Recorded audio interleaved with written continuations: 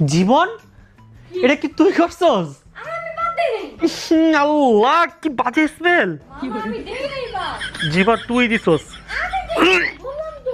কি খাইছস? আল্লাহ পুরো রুম নষ্ট হয়ে গেছে গন্ধে।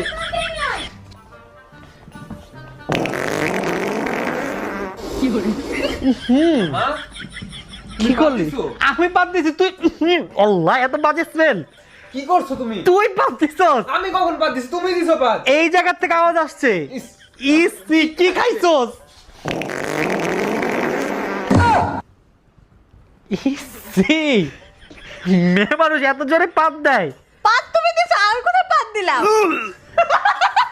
পাত তুমি দেই নাই। তার গন্ধ কোথা থেকে আসতেছে? আমি দেই নাই পাত।